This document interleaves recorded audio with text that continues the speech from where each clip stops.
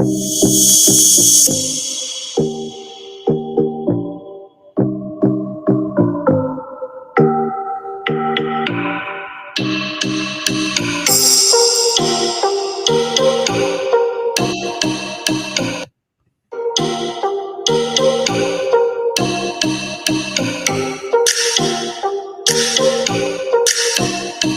on the 104.1 River West Radio with Doug Cornfield, Dave Clark, and Dave Geis. It's good to be back. It's been a whole week. It goes by so fast these days. And we are here. We're going to bring in a special guest. We're glad to be in the Milwaukee. My Daves, how are you guys doing today? We're live with the River West Radio Show in Milwaukee. Hey, doing good, Doug. Good. Glad to be with you guys again on a Thursday night. Doing good. Starting to warm up actually in Milwaukee. Yeah, how warm? I know when I was showing 5 degrees, where I'm at, you were saying 5 degrees sounded pretty good. So how cold was it? It was a couple of days ago. It was really cold around here. Minus 10, 15. But now it's in the 20s, so can't complain. Dave, it's pretty cool here too. We get to 75. All right. Yeah.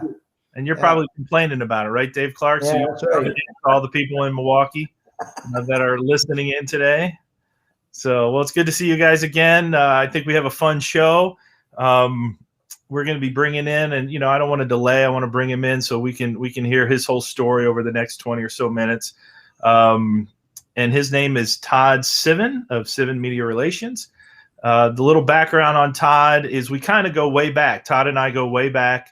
It's kind of knowing each other through Facebook, through LinkedIn, through kind of similar paths in some ways that we've done in the disability community. But really, I think COVID brought us together. And Todd had reached out to me about doing a project. One thing led to another. And so I don't mess up the whole story, I am going to welcome Mr. Todd Civin into our group here. And there this is radio. To the group of the radio. Yeah. How you doing tonight?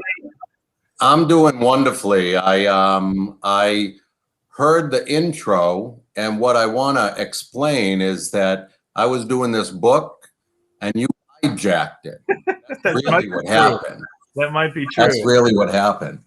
Well, that's what I wanted to ask. Be hijacked by a more just outstanding partner author. So I'm jumping ahead, but the book we're doing is substantially better since you guys came on board. I shudder to think what I would have put together if you guys didn't get involved, and I mean that wholeheartedly. Well, it's just one of those things. Go ahead, Dave. Well, that's what you kind of got into my first question to you, Todd. I wanted to know. I wanted you to tell the listeners how the book evolved, a little bit of your background and how you led up to that point, how the book evolved and what the book is about and when we can expect to see it out. It's a lot of questions on the table, Dave, and I'm 59 years old. I'm not sure I remember each one. But so I'm going to go back a little bit further than I need to.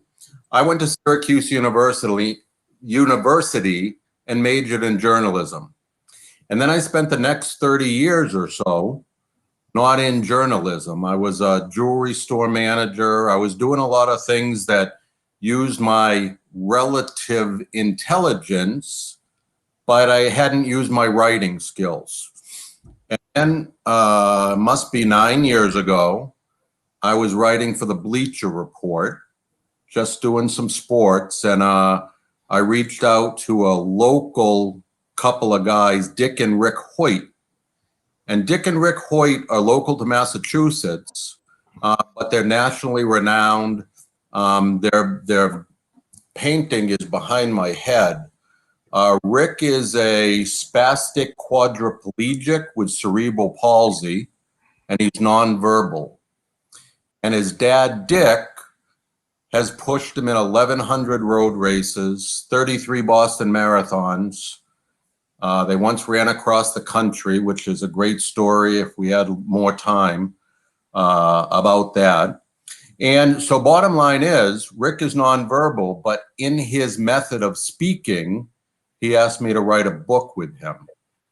And I had never written a book before, so I was a little bit intimidated. But when sports legends ask you to work with them, perhaps you know what I'm talking about, Doug. When a sports legend asks you to work with them, you can't turn it down. Todd, I made Dave work with me. I understand that fully. Wait, he's a sports legend? Of course he is. Well, there's I different didn't know who he levels was of talking legend. about. You need to understand that. There's legends that people know, and then there's legends in his own mind. And that would That's what I have in common with Dave Clark. Yes. So long story short, or short story long, since I worked with the Hoyts, I've now done probably 50 books, 6 full-length books and 40 children's books, all having to do with disabilities or disability awareness or incredible inspirational stories. So one thing I always wanted to do was put together a compilation book of these inspirational stories, because there's no shortage of stories that move us and motivate us and inspire us. So I wanted to do kind of a chicken soup for the soul type compilation book with no real theme, just inspiring stories.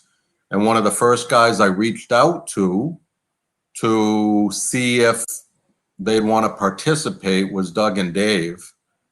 And as I said, Doug hijacked the project, but I'm thrilled because the project has become, and I don't even know how to equate it.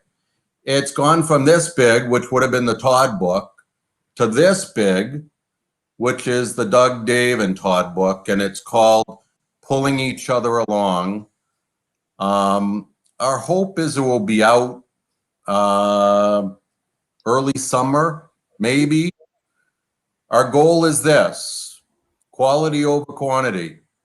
And it's not a race. The goal is to have a just flawless, perfect, well-written book. Am I taking too much of the floor? Because you guys can... No, you're the guest today, buddy. Okay, the book is 31 incredible stories by 31 incredible authors. And Doug and I have done a really well thought out plan to be inclusive in our inclusion. So as we put the book together, we didn't want 31 baseball players. We didn't want 31 triathletes. I know Dave's saying, what do you mean you don't want 31 baseball players? That would be an awesome book, right? So we have a wide variety of stories written by the chapter author. So for example, Dick and Rick Hoyt that I mentioned are in it. Dave Clark leads off the book, and the book is called Pulling Each Other Along. Dave, if nothing else, is modest and humble. So I think he's slightly embarrassed to admit that he is the pulling each other along guy who's pulling along the other 29 chapters, 30 chapters. Who else is in it? Chris Nickick, who is recently became the first gentleman with Down syndrome to run the to complete the Ironman triathlon. Bonnie Mann, who is a female world champion boxer. Let me think. Some stories that are not sports related, because we wanted inclusiveness in our inclusion. So there's a story about the gentleman who invented the game Operation, and that may be the crown jewel of all stories. It's just so well written and so inspirational, and I won't tell you the ending, but it's just so awesome.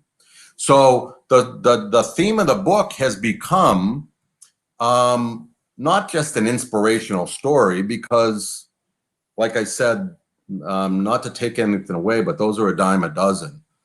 But an inspirational story told through the eyes of, for example, Dave Clark, but it's not a Wikipedia version of the story. It's who pulled Dave Clark along to become the Dave Clark that we know today.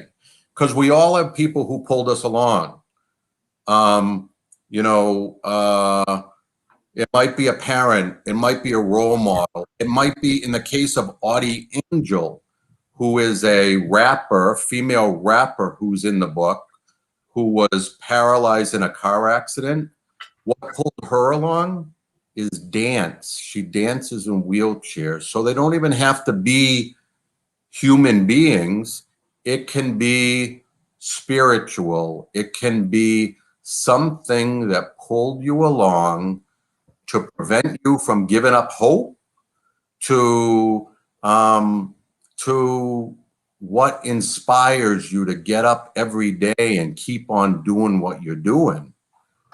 In the case of Dave Clark had people who pulled him along, but he also had a passion to become a professional baseball player, despite the fact that there is too many things stacked up against him to become a professional baseball player. No way can a guy on crutches with polio become a professional baseball player until what?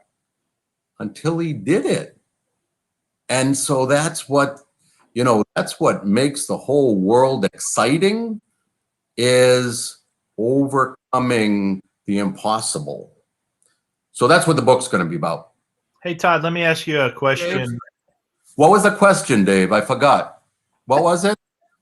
Did you ask me a question, Dave? No, you answered all of them. Okay, got it. Okay, good. I didn't want to miss it. You nailed Okay. them. Go ahead, Got Dave. it. Go. Go ahead, Dave, guys. Did Well, you have something? No. All right, so I have a question for you, Todd. Give me one specific example of what's pulled you along. Okay. Easy peasy, lemon squeezy. It's another interesting story, and I'm going to try to keep it short. As you may have realized, I've never met a microphone I didn't love. So I'm going to tell you what happened to me when I was a freshman in high school at David Prouty High School in Spencer, Massachusetts. I was about 4'8" tall. I was small. And as I was walking down the corridor in September of my freshman year, this big hand reached out and it grabbed me on the shoulder.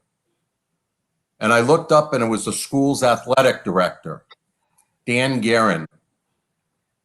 And Dan could have grabbed Tim Morway, who was standing next to me, because Tim was about 6 feet tall, but he didn't. He grabbed me. This big mitt came on my shoulder and he said, "Hey kid, you like sports?"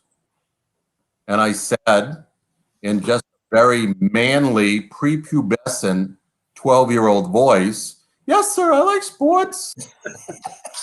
He said, "Can you write?" "Yes, I can write." "You're going to be our sports stringer. What you're going to do is you're going to go to the football game on Saturday, and I want you to report the sports." Okay, I can do that. Now, I realized two things. Number one, I get into football games free. And number two, further along, I get to ride the bus with the cheerleaders. Okay? I didn't Real I important. team. I had to go with the cheerleaders. It was terrible, horrible.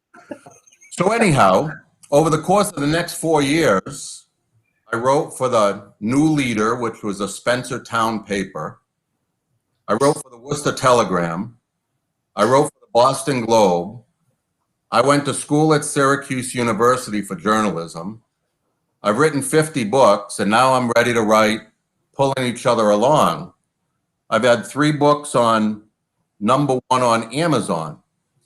If Dan Guerin grabbed Tim Morway, I would have worked at an envelope factory like Tim does instead of being a writer. And And it just amazes me. The guy didn't know what he was doing. He could have grabbed anybody. I was just a random guy in the right place at the right time. If he didn't put his hand on my shoulder, none of this would have happened. And so Dan's passed away. He probably doesn't know what he did for me, but I would have been, I'm not saying I'm somebody, I'm still nobody, but I wouldn't have been the somebody I am if I had, I don't know, gotten an extra help of ice cream in the school cafeteria instead of walking down the hallway at that time. So Dan Guerin will be forever responsible for carrying me along on this journey. Very good. And Dave Clark. So just to kind of share your nobodiness, I know you pulled Dave and I into something. We're putting it on the screen right now for those watching live on Facebook, for those that are in Milwaukee and not seeing this. Dave and I and Dave Stevens, we were invited into a tribute, which was a live tribute to the Hoyts. And this nobody, Todd Civin, who brought all these people in. Do you want to explain some of these people, who these people are that you brought in for this tribute? Yeah, and I'm going to tell a little background on that too. I've been the Team Hoyt social media director for, well, 7 or 8 years since I knew them. And every year at the Boston Marathon, I put together, the Hoyts have a marathon team of about 30 runners who raise money for the Hoyt Foundation. So every year my job is at that pasta dinner, I put together a cute little video to their theme song, and it will be like 3 or 4 pictures of each athlete who runs for them. And it's kind of a video montage of the guys, the men and women who run for their team. It's cute. It's nice. So I saw Dick a year ago, November. He brings me to a sports legend ball every year to raise money for a local YMCA. And there's a sports legend at every table, be it Patriots players or Red Sox, or in the case, I have my own personal legend named Dick and Rick Hoyt. And Dick and Rick are getting up in years. Dick is 79, Rick is 59, and while sitting at dinner that night, I realized that they may not be here forever. What a realization that is, because none of us are going to be here forever. But I realized I wanted to do something really special for them for the next marathon. So I upped my game and I started reaching out to, I don't know, some people I had connections with, and then other people I just swung for the fence.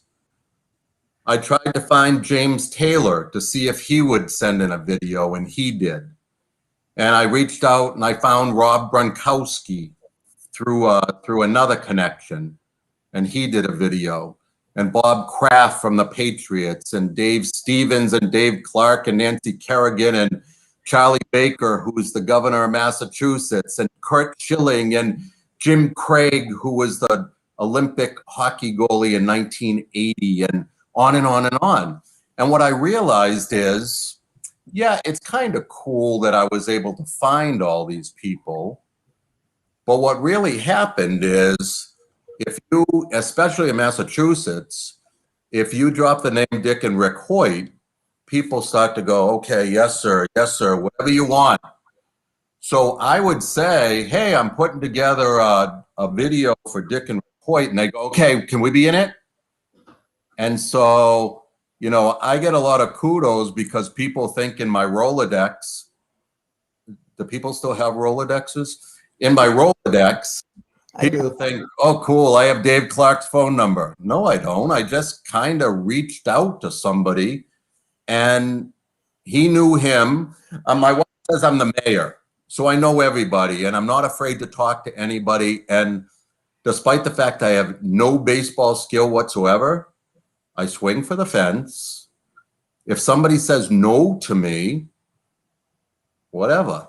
It's not a big deal. So I just kept asking, and it kept coming together, and it was incredible. It was, now those guys are in my Rolodex. But before then, it was kind of just seeing what I could do. Sometimes when you go out for dinner and you want a second baked potato with your meal, you just got to ask for the second baked potato, because the waitress, chances are, is going to give you a second baked potato. But if you're afraid to ask, you're going to get salad. My theory, exactly. You can hit 300, baby, you're a superstar. Well, you know what, buddy? I've seen your wife, and clearly you swing for the fences. That is called out-kicking your coverage. Oh, man. Okay, Dave, that's the end of those stories, Dave. Yes. I have a question. Yeah. You're talking about, just go back to what you're talking about when you were in high school. If that hadn't happened, and say you haven't become a jeweler at the time, when you were in high school, what other paths did you see for yourself, if any? Wow. You know what? It's scary. I was a freshman, so I'm going to give myself a little bit of time to say, you know what? I didn't know. But I also see, I have kids who are grown now, and they've all settled into a nice career. But I think even going into college, sometimes you don't know what you want to be. And I honestly, it's really funny. I love the smell of the garbage man when I was a little boy. And if you would drive up to the house, I would be like, oh yeah, I love the smell of the garbage man. But I can't imagine I would have been a garbage man. I guess I clearly have the ability to talk, to speak. I clearly have the ability to connect people. Right now, what's interesting is my day job, I'm actually a warehouse manager. Okay, I manage a warehouse of people. Sure. Funny thing is, I can't drive a forklift. I'm non-mechanical. My employees laugh at me when I go to do something warehouse related, but I can manage people. Right. I motivate, I bring them together, I empower. I do less work than any of my employees. Don't tell them that. But because my job is to turn them into more productive people. So I guess to answer your question, I don't know what I would have done. Okay. But I think it would be a people-related business. Sure. Sounds like it. And interestingly enough, one of my friends said to me, I shouldn't be writing sports. I should be writing sports with heart. And that was just a real, eye-opening. That's the day that I said, instead of writing about steroids and escalating salaries, I'm going to write about Dave Clark or Dick Hoyt or whatever. So somehow it would have come together. I honestly believe, whether someone's spiritual or not, I believe we don't drive the bus.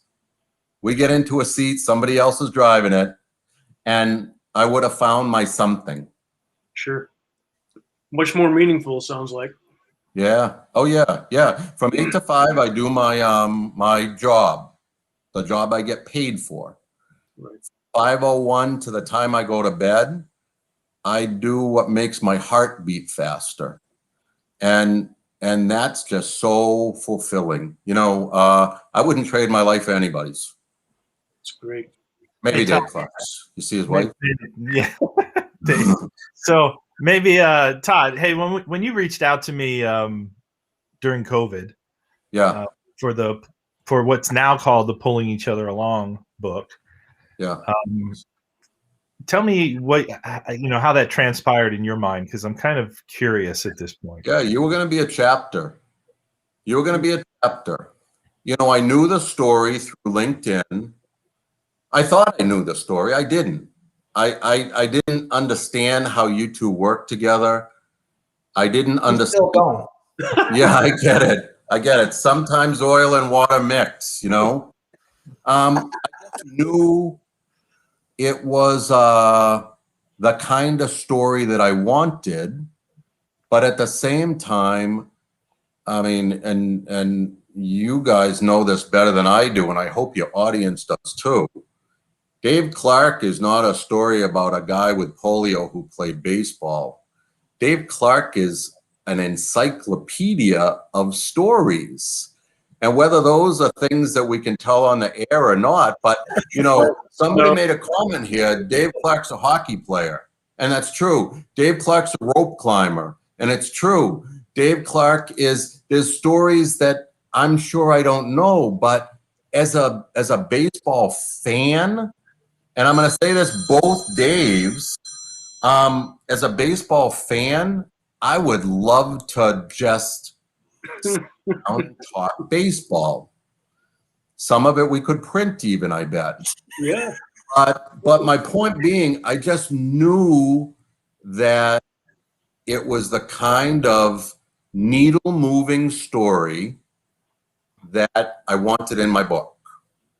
And then and I'm going to say this, and I throw compliments your way because, well, you're paying me a lot to be on the show.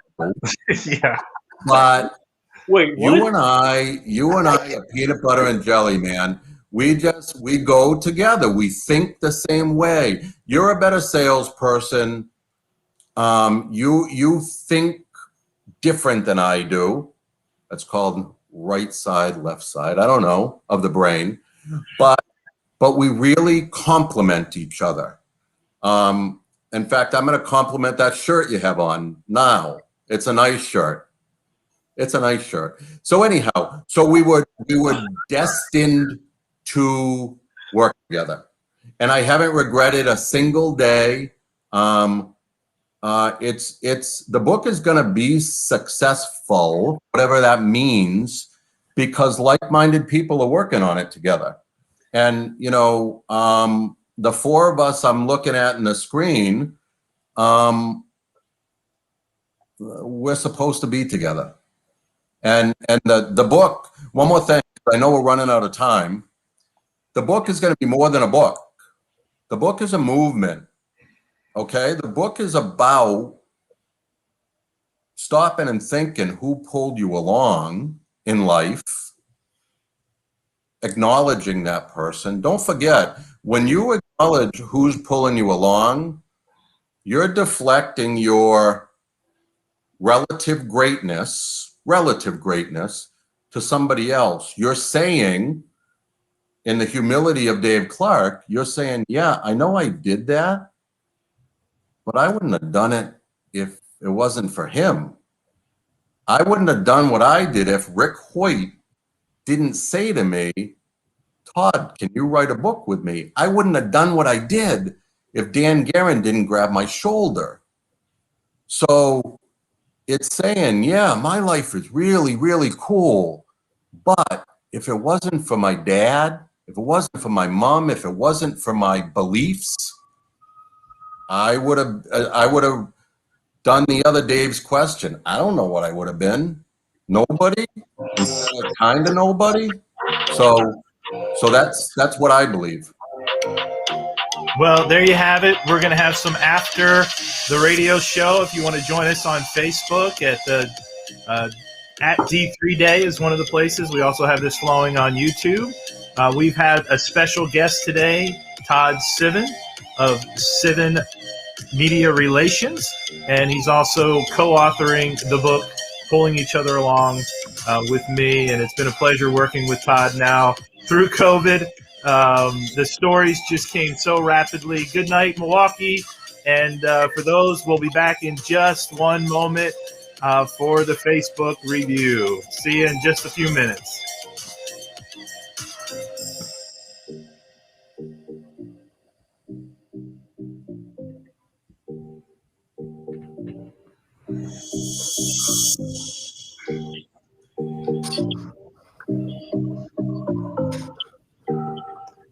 And now we've got back with us Todd Civin and Dave Clark and Dave Geis. And we are Hey, our Doug. situation after time, pulling each other along show. I want to acknowledge some of the people looking in. Doug, again, not sure. It's on my end anyway. It says Facebook user, so I'm not sure who everybody is that's making comments, but I do want to reach out and have a shout out to Beak, Dye, and Corning. Barb Rossetti is listening in.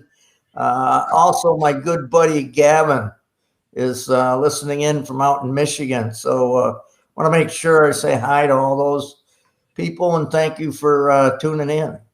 Yeah, well, thank you. And we also had some other folks. We had Cherie. I don't know if they're still on the line, but Jennifer from the D3 camp asked if we're going to have camps this year. So she was on the line. We're going to try to have camps. That's all we can say. And Brandy, who's also one of our chapter writers, with just heart-wrenching and wonderful story with her and her son, her sassy son and cute son, Gavin. So they were listening in, and so hi to them. And I know there's some others, but we're just it's just fun. It's Todd. It was great to have you on the show, and Thanks for having me. now we get to let loose a little bit. Really? This is the part where we can really tell stories, Todd. What, didn't I sign something that said I couldn't? Well, on the radio. See, the radio's over. Oh, got it. Okay, you all bets are off. So it's now. Yeah, well, we still want people to think well of us, even though they shouldn't, right? Right. What you got, Dave? No, you look like you want to do something. No, I'm good. I got a question. I got a question for Todd. I want to know what's your favorite sport. Oh, there you go. Oh, without a doubt, baseball. Baseball. Okay. Red Sox tattoos. Don't you like the Red Sox? Oh, wow. You weren't I supposed also have a Yankees one. If you Whoa. can't do that. No, I love baseball. I listen to a lot of sports radio, and they mock people on opening day who say there's nothing better than the smell of the grass on opening day. And I so disagree. I love the green of the field.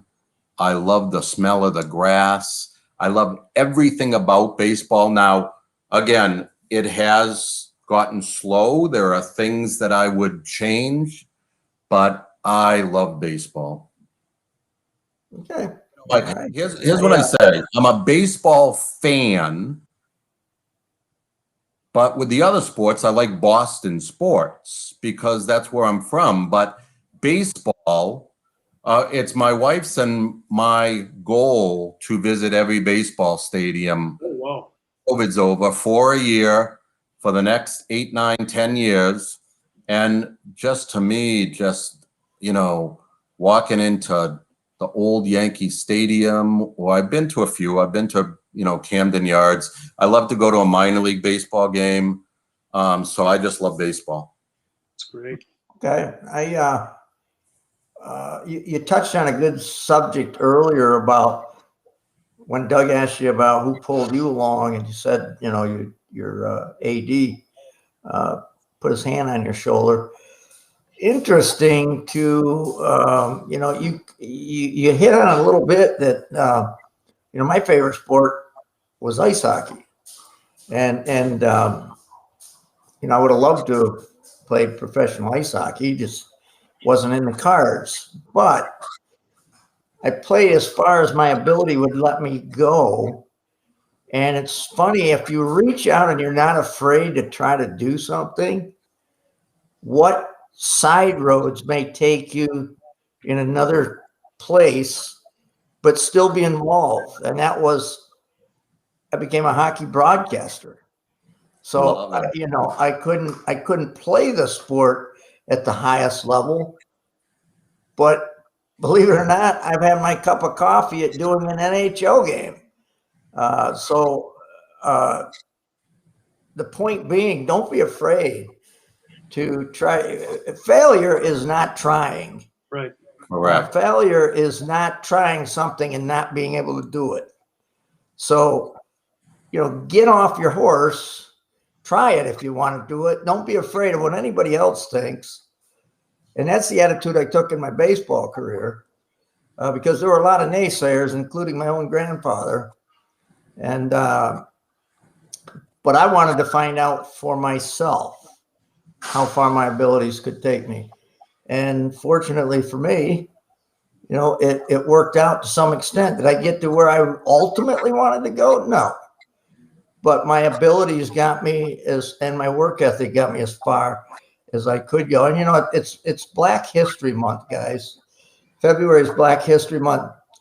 I want to tell a little quick story here, and then you guys can take it wherever you want to go. I've told Doug this a few different times. I feel like I was the minor league, and in no way am I comparing myself to Jackie Robinson. Doesn't come close. However, I can understand some of the abuses that he took because I was different as well. It wasn't the color of my skin. It was my physical body. I didn't fit that mold of that big macho pro baseball player. So sometimes my own teammates ostracized me at the beginning of my career, and I was a man on an island by myself. And I got abused by fans saying things today they wouldn't get away with saying. Doug knows what some of those things are that I was yelled at from the stands. But the story I want to tell is this. In 1980, I just brought this up to Doug a few days ago because I'd forgotten about it, to be frank. But in 1980, I was having a pretty good year, and I was going to get sent to the Carolina League. And I was going to Rocky Mount in the Carolina League, a higher A-level ball, high class A, which means you're one step away from double A at that point. And the manager of Rocky Mount, and I won't name his name right now, he refused to take me. He refused to take me. He said he would rather resign than have me on his club. So now I never got that call up. But my road took me to Sweden now. I said this to Doug earlier this week, is if I'd gotten called up there and it happened, I may never have gone to Sweden, which really turned out to be a big break for me in many different ways. USA baseball team, pitching coach for the Swedish national team, 3 consecutive championships over there. Those things don't happen possibly if I take that call. So that guy did me a favor. Sometimes the things that look like they're really bad at the moment turn out to be some of the best things that can possibly happen to you. And that's what happened there. I just wanted to relate that story, you guys. And Great story. Great story. I just need to respond to my friend Gavin over there because he just put a message up there that he got to ride around with Red Sox during a fundraiser. And he said, you should be jealous. And I am jealous. I am jealous, Gavin. Yeah. No, Dave, you're absolutely right. It's, I believe, again, things happen for a reason. And I'm going to tell a quick story, and it doesn't sound like it's funny, but it is. Okay.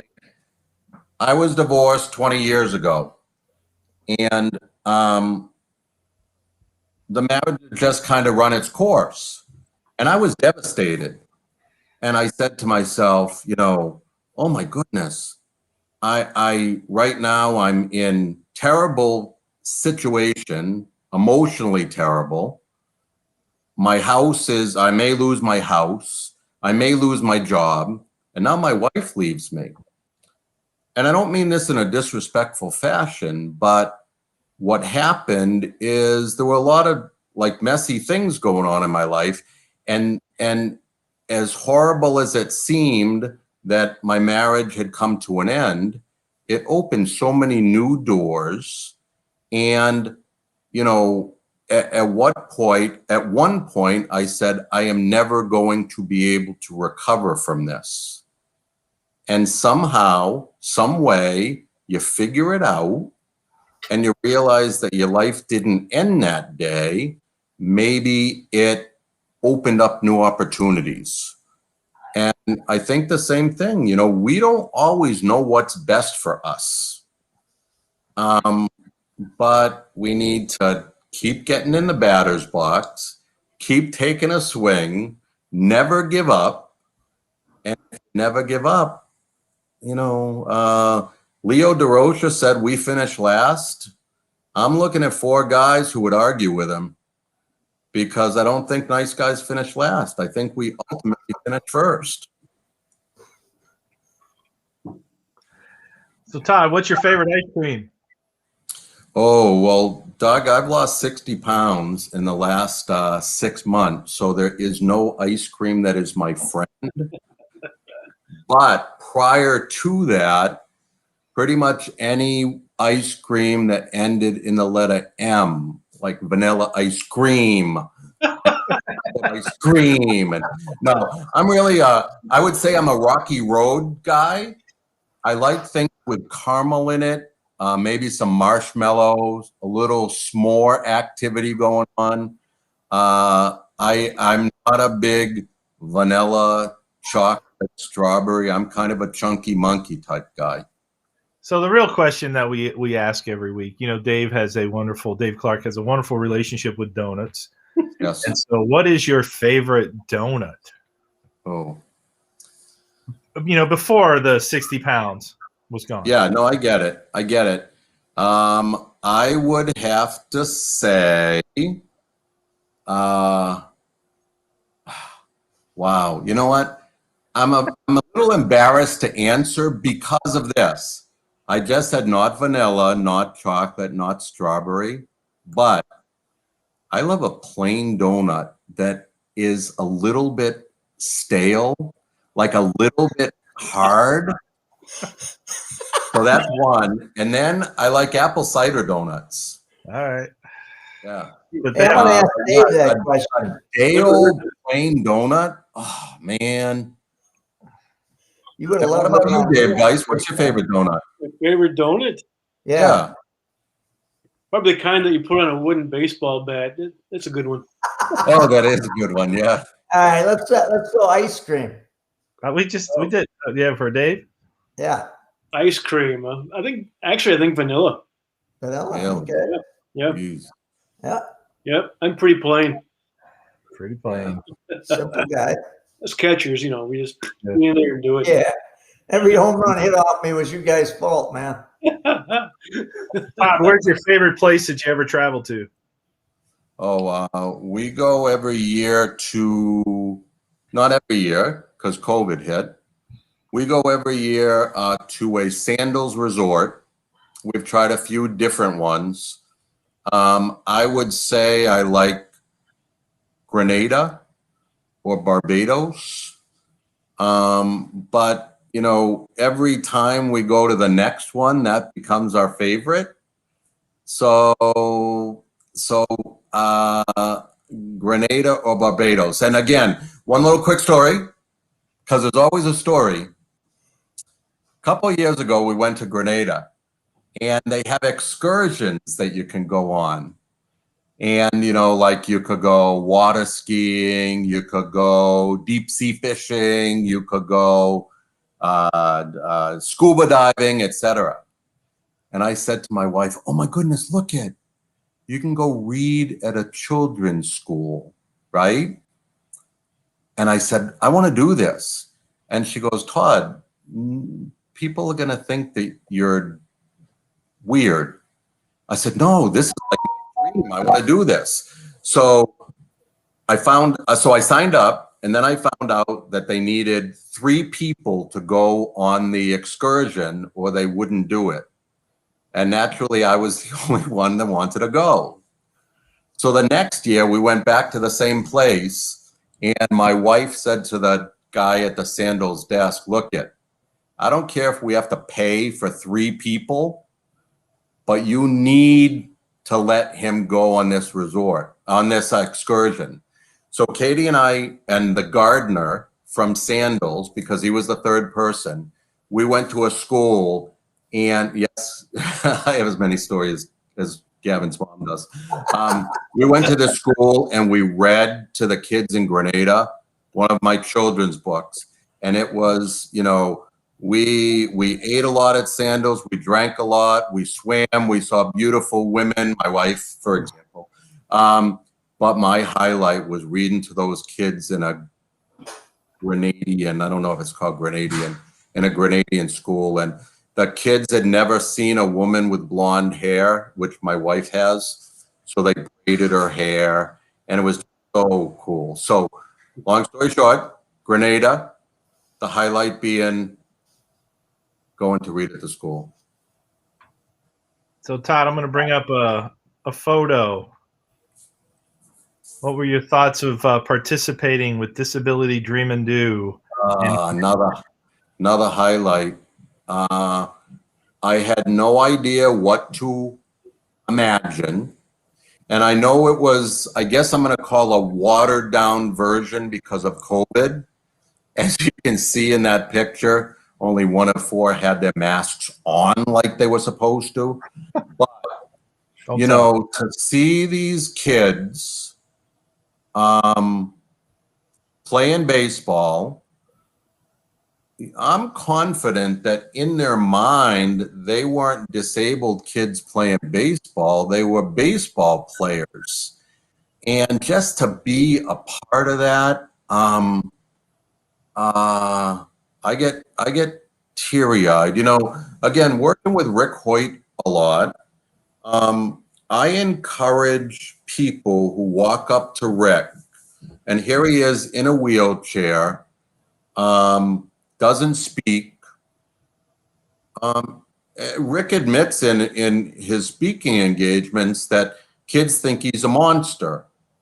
And so he can speak through a computer, and he says in his speech, do I look scary to you? And everybody laughs, but the truth is he does, because they're afraid. So I encourage people to come up and shake Rick's hand and touch his hand and hug him or whatever. I joke with him because I always says the guy's never worked a day in his life. He has the softest hands you can ever imagine. But it's the same feeling I got when I saw those kids on the baseball field, because it's their life is not great in many ways, but look at that. Look at how excited that little kid is high-fiving with real baseball players. Now, the day we went, you know, it was, like I said, it was not as lively as maybe a lot of your events are, but it was my first time. I didn't find it to be missing anything. And each one of the kids there, they weren't missing anything. You know, it's kind of like you go to a carnival, you think it's Disney World, even if it's really just a carnival. And that's what I kind of felt with the D3 day we did in Connecticut, that, you know what, you might have known it wasn't the same as it always is, but the people who were there didn't. It was like an extremely special day for those in attendance. And I can't wait until we can do the real thing again someday, hopefully soon. Right.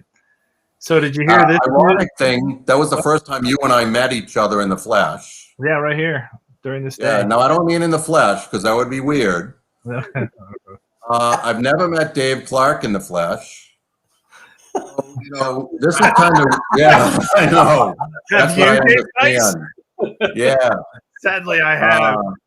But long story short, here we are, like changing the world together in our little way. We've never freaking met each other. Yeah. How cool is that? That's the first night I met Dave Geist, and I feel like he's my brother. There we go. Yeah, you Jewish? Are you Are you Jewish? Jewish? Are you related to Al too? Yes, yes. There you go. Yeah, Hey, Alto- hey, That's Todd, amazing. hey, Todd, I never knew what Zoom was before COVID. Yeah. Really, really. So, It used to be a show on Channel 2 Boston, which is the educational channel, Zoom.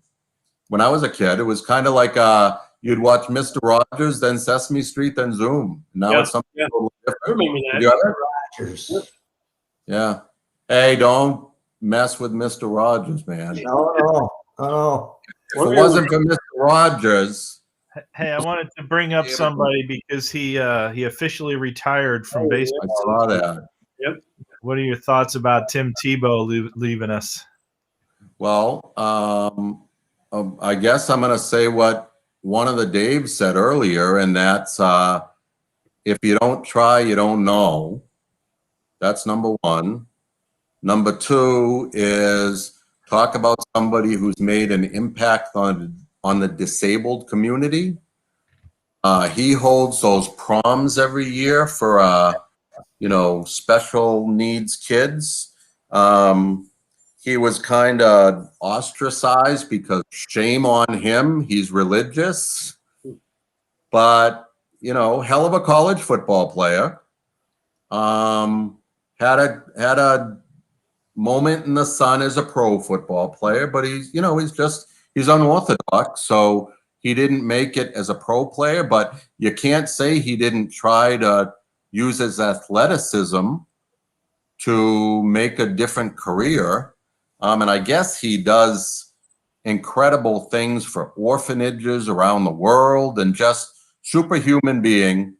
I can't imagine that it's easy to play two sports at that higher level. Few guys do it. Brian Jordan did it. Dion did it. Bo Jackson did it. Jim Thorpe did it. Flack did it.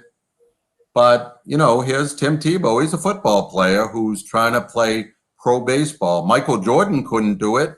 So it's not easy to do.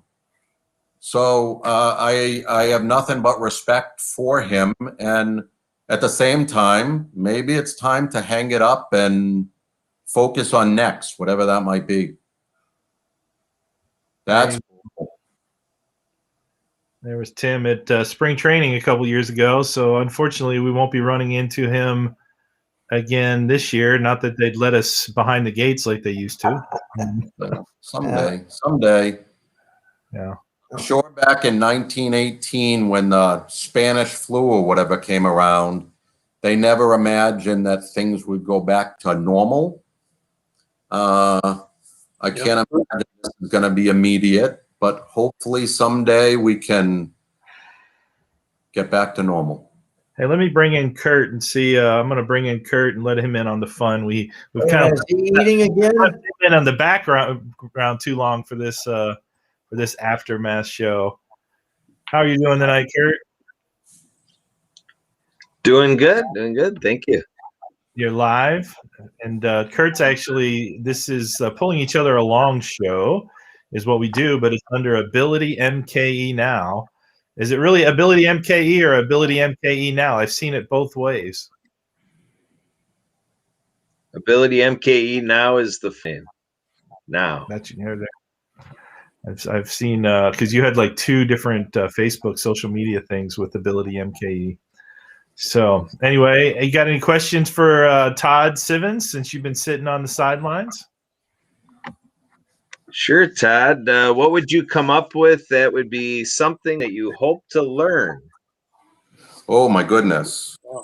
Something I hope to learn in life. Is that what we're Whatever you come up with. It's impromptu. Okay. Yeah, there's no right or wrong answer. I forgot. Doug and I were speaking the other day, and we said, despite the fact that we're both writers, we don't read as often as we should. And two things. Number one, I read children's books on Facebook to young readers.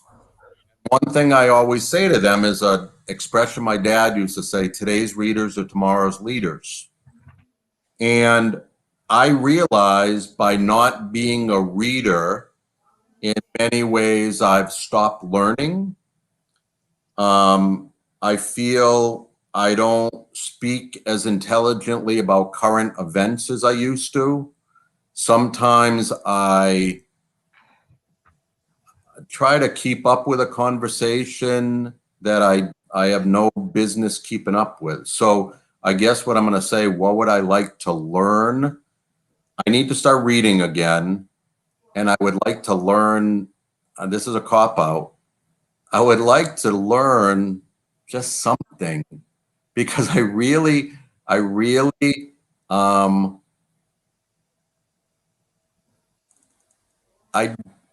don't feel intelligent. So I need to continue learning. One thing I complain, my mother is 89. I really had a hobby. And I find that at age 89, if you don't have a hobby, you're not going to develop a hobby. I think reading is important. It keeps your mind sharp, and it will give me something to do when I'm 89. So I don't know if that really answered your question about learning, but it is something I want to do academically, is read a book that doesn't have pictures in it. You know, Hey, Dave, that's what we were talking about earlier. Yeah. different book with pictures in it, Dave. Jeez, you're relentless. Marry a Swedish girl, and that's all you think about. Oh. Wow. I want to ask you a question. I forgot your name. I'm sorry. Kurt or Dave? Kurt. Oh, he just left us. There he There is. you go. Back, Kurt. Your show is called MK Now, right? Ability. Yeah, ability. MK Now. If somebody watches that as a rerun, is it called Ability MK Then? No, Or because now you're watching then? it now. No. It's there for you Now Oh, now. now. Okay, Now again. got it. I have a question for each of you then. Okay, I can take the floor, right? Sure. It's your show, One at man. a time. One at a time. Who pulled you along? I guess I know the answer to Dave Clark, so you don't get the floor, because then nobody would read the book, right? Dave Geis, who pulled you along? Wow. We're talking about not a person so much pulling it along as something. So I Yeah. think for a good portion of my early life, it was probably baseball. That desire to play, and to play as high up as I could for as long as I could. And so when I got to the Clowns, that was a moment in time. But after the Clowns, because of being on the Clowns, led to so many other things, right? Led to the short time with the Brewers, which led to coaching high school ball and some college ball, and now a camp that I work at, which is still baseball related. So it's going to sound a little corny, but Dave Clark, what he did for me in really allowing me to play for his team, because I could have gone 0 for 3 with those tryouts and struck out totally. But really, playing for Dave allowed me to continue everything that I wanted to do in baseball. I wasn't going to go any further than that. I knew that. But that part of my life, those 3 seasons with Dave's team, allowed me to continue in my dream of baseball. So I would really say Dave Clark did. Mm. When you put that picture up there of the two of you, I just have to focus on those beautiful white teeth on Dave Clark. Man, I'm thinking somebody knows how to do Photoshop because those teeth are not legit teeth. Those are beautiful, Dave. Do you floss?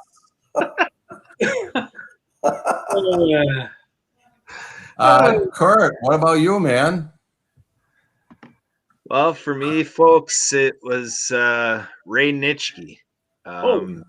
Basically, my dad owned a golf course for 13 years, and there was about 4 of those years.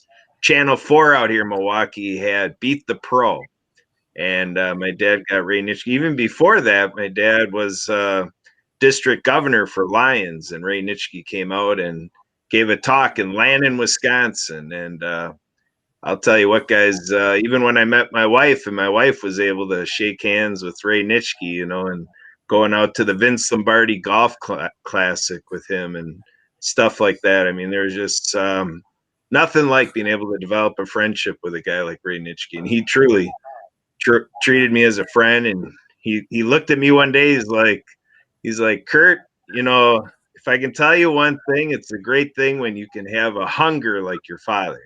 He's like, that's what I would tell you. Find that thing you're hungry for, and it's going to serve you well. And that's what you're able to learn from your dad. So Love great. it. Ray Nitschke. Ray Nitschke. Love it. These guys probably don't know who Ray Nitschke is. Yeah, Glory Day Packer, linebacker, and I was able to give. He gave a keynote speech, and I was able to introduce him at a Lions convention. So yeah, he's got a lot of accolades to talk about. And That's great. I remember he talked about that what was it? Ditka had a cat named Nitschke, and he had a dog named Ditka. Oh, very cool. He had a lot of great stories. Another great storyteller. Yeah. Dougie C. So the reason I asked, this is the only question that I give to the guests before we come on the show, because you sit here and you start thinking, well, it should be this person, it should be that person, it should be, my wife, it should be my kids, it should be my cat, my dog, and all those things. And the people that pulled me along are different. They're different through my stages, but I think one of the really, if I look at the foundation for me, it would have to be my mom. My mom and my dad. I had great parents, and so few people have great parents. We weren't wealthy, we weren't, we weren't poor by any means. Although there's financial struggles, but my mom and my dad gave us such a foundation for not just myself, for my 3 brothers, my sister, and that foundation holds true to this day. And obviously I can think about other people pulling me along. Dave Clark obviously helped me, but from a different perspective of finding out, when you have a child that's born with neither arm developed, and you just happen to read an article about this guy who played professional baseball on crutches, and he's from your wife's hometown, and you get to meet him. Dave's story has given me hope as a father. So that's a different kind of pulling me along. So there's different sides. Obviously we had coaches. Some coaches were just the opposite. They were detrimental to your growth. And then I had coaches that were just incredible, the kind of coaches that you would throw up after a race because you just wanted to win that badly because you were motivated more so than them. And so there is so many things that do pull us along, but the foundation for me is certainly my mom and my dad. There's no doubt about it. Cool. I don't want to take over the job as host, but I see a great question in the chat. I'll open it to whoever wants to answer. Universal DH, why or why not? Hate it. I'll take that one. But I'm coming from a personal perspective, so I'm so old. I'm over the hills, and believe it or not, now my career started before the DH. Now, if you've ever seen a guy run 11 seconds to first base, you know that you know that the DH saved his career. So for me, I'm looking at it from a personal perspective. At the same time, I love to hit, and I usually could make contact fairly well, but I couldn't run. And I think it's very important, whatever you choose to do, that you know your strengths and you use those strengths to your best ability and your best, to use your strengths to move up as far as you can go. Your weaknesses you got to know too, so that you can kind of hide those. I'll tell you a story quickly from the Clowns. I was playing first base. I couldn't throw because I injured my pitching arm. What I did, I compensated by getting rid of the ball quickly. You know, I couldn't throw hard because I had a bum elbow. It's what my arm shot today. But I got rid of the ball real quickly to disguise that weakness. And then I used my strengths to do other things. So for me, the DH was a career saver, actually. So and I know most people don't want the DH. So it'll be good to hear these other guys' perspectives on that. I personally don't like the DH only because it throws in more coaching involved. You know, if you don't have the DH, if the pitcher has to hit, you know, there's more things going on that they need to learn to do. They don't know how to bunt in the first place anymore because they just don't have to. But I don't like the DH. You know, I've gotten used to it in the American League because it started like sometime in the 73, 74. 73. Yeah. 73. Yeah. I know that they're doing it. Are they doing it again this year in the National League, or are they not? I don't remember. I don't know.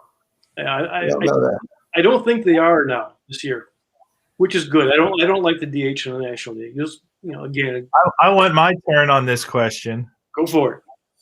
So if I'm playing, and maybe not at the professional level, it might not mean that much to me, but you know, I played fast pitch softball, and when I was pitching, I wanted to hit. You know, so for me, I wanted that opportunity to hit, and I know it's different at the paid level, where you can just hone in and focus on one thing. But I like the way it is right now because we have some DH and some not DH, Mm-hmm. and so it gives us a variety.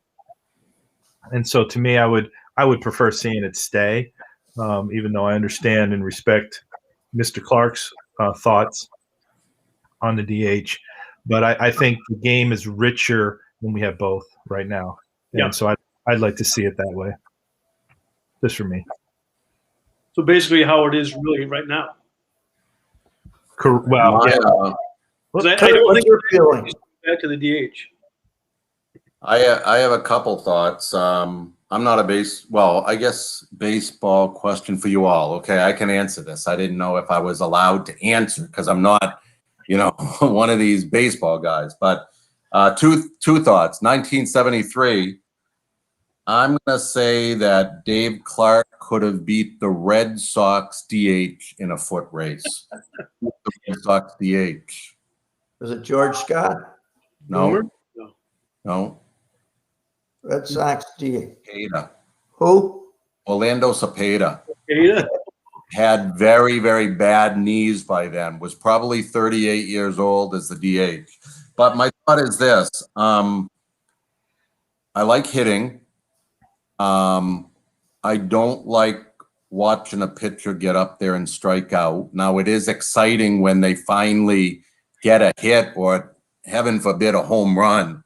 But if you told me that David Ortiz wouldn't have been able to play as long because he would have had to play in the field, I think that's robbing us of something really spectacular. And I'm thinking that there's probably, you know, I don't know, does Nelson Cruz still play in the field or is he a DH?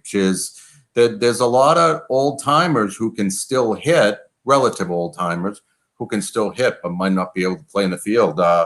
Red Sox DH right now, I don't know why I'm drawing a blank. Help me, anybody? Not Red if Sox DH. Huh? I don't know. I don't There's so know. many I'm teams, they've evolved the DH. He doesn't play the field. He's a DH. He's a I don't son know. of a gun. We have, you know what? Last year's baseball season really messed me up because I don't Yeah. remember any It plays. didn't happen. yeah. Huh? Hey, Yeah. Kurt? Brandy put a note on her on the Facebook run saying she can't wait to see in the same room Gavin, the G-Man, Todd, and myself and Dave Clark. So that's she's looking forward to seeing us all in the same room. Hopefully we can make that happen with the Pulling Each Other Along book. So That would be called, I believe that's referred to as 4 peas in a pod. something. Yeah. Gavin will take the pot over though. It'll be That's what I understand. it'll be the Gavin show. So hey guys, And then Brandy will slap us upside of the head if we don't behave. So now there is some truth to that one. So yeah. I'm going to close out the show on Facebook. I'm sure after 100, after 70 minutes, people on Facebook are like, when are these guys going to shut up? So They're lining up. They're lining up. we'll see. If anybody got through the whole show, man, Dave, you should send them a signed photo or something. Not that one, Dave. Yeah, we'll send them that photo. We have to show that to Todd when the stream is over. But I'm going to say good night to all those on Facebook for you living out. Thanks for participating with us. The plan is to be back next week, a special guest. Really a great story. Another great story. I know we had Laura and Tom on last week, and so we do have a 3-time world champion. I'll just say that lined up for next week at 6:30 Central, 7:30 Eastern. This has been the Pulling Each Other Along show. Special guest Todd Civin, Dave Clark, Dave Geis, Kurt Roskoff, if I said that correctly, and we'll see everybody next week.